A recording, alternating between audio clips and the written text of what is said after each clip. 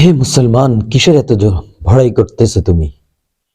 দেখো, পাশেই লাশ পড়ে আছে, কিন্তু বিয়ের আয়োজন চলতেছে। তোমার জন্য তো বন্ধ থাকে নাই এই বিয়ের আয়োজন, ওই লাশের জন্য তো বন্ধ থাকে নাই এই বিয়ের আয়োজন। ঠিক তেমনি ভাবে তোমার জন্য কোনো কিছু বন্ধ থাকবে না, তোমার জন্য কোনো কিছুই তাদের থেমে থাকবে না। শুধু তুমিই চলে যাবে দুনিয়া থেকে। মনে রেখো, তুমি যে চিন্তা করতেছ যে তুমি দুনিয়াতে চলে গেলে তোমার পরিবার, তোমার সন্তানরা কি করবে, আসলে তারা তাদের পথ বেছে নিবে, কিন্তু তুমি দুনিয়া থেকে চলে যাবে, এটাই সঠিক, এটাই বাস্তব। আজ সময় আছে মুসলমান, নিজের জীবনকে বদলাও, নিজেকে বদলাও, নিজের জীবনকে রাসূলের সুন্নাত মোতাবেক গড়ে তোলো, কোরআন ওয়ালা জিন্দেগি তৈরি করো। হে মুসলমান যুবক, আফসোস তোমার প্রতি, আফসোস, তুমি আজকে ঈমান থেকে হারা হয়ে যাচ্ছ, বেঈমানদের দিকে তুমি ঝুঁকে যাচ্ছ।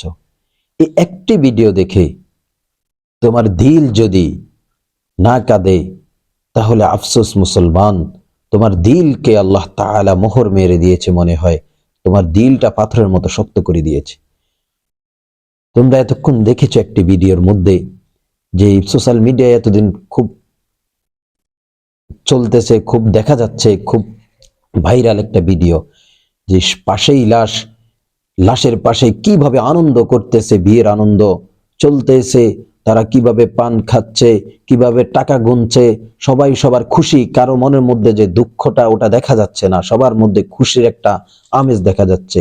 হয়তোবা এই লাশটাই তো ছিল এই পরিবারের একজন সদস্য, হয়তোবা এই বাড়ির সদস্য, যেই তো হবে এই ওই বাড়ির তো একজন সদস্যই হবে, হয়তোবা তাদের পরিবারের, হয়তোবা এরকম তো হতে পারে, ওই যে যার বিয়ে হচ্ছে তার বাবা কিংবা তার মা, হয়তোবা তার ভাই, হয়তোবা তার বোন, না হয় তার দাদা, না হয় তার দাদি, না হয় তার পরিবারের তার একজন সদস্য, না হয় তাদের বাড়ির একজন সদস্য, কিন্তু তার জন্য তাদের কোনো আফসোস নাই, তার জন্য তো থেমে থাকেই নাই তাদের আয়োজন, কিন্তু কোনো আফসোস যে তাদের মধ্যে এই ভিডিওর মধ্যে দেখা যাচ্ছে, তাদের কোনো আফসোসটাও নাই। তাহলে তুমি কিসের বড়াই করো? কাদের জন্য তুমি অন্যের সম্পদ লুণ্ঠন করো? কাদের আশায় তুমি হারাম খেয়ে, সুদ খেয়ে, ঘুষ খেয়ে টাকা উপার্জন করে বিশাল অট্টালিকা তৈরি করো?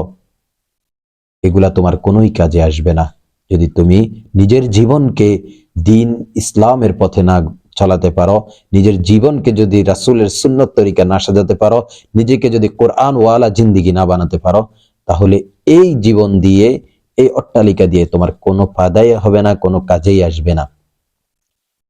তুমি চলে যাবে, তারা ভোগ করবে, কিন্তু তারা তোমার জন্য আফসোস করবে না। এখনো সময় আছে। আল্লাহ তাআলা প্রত্যেকটি মুসলমানকে নিজের জীবনকে সুন্দর করে ইসলাম মোতাবেক চলার তৌফিক দান করুক, নিজের জীবনকে ইসলাম দিয়ে সাজানোর তৌফিক দান করুক। প্রত্যেকটা ভাইকে, প্রত্যেকটা মুসলমান নরনারীকে আল্লাহ তাআলা নামাজি ওয়ালা বানিয়ে দেখ, কোরআন পড়নে ওয়ালা বানিয়ে দেখ। এটা আল্লাহ তাআলার কাছে দোয়া করি।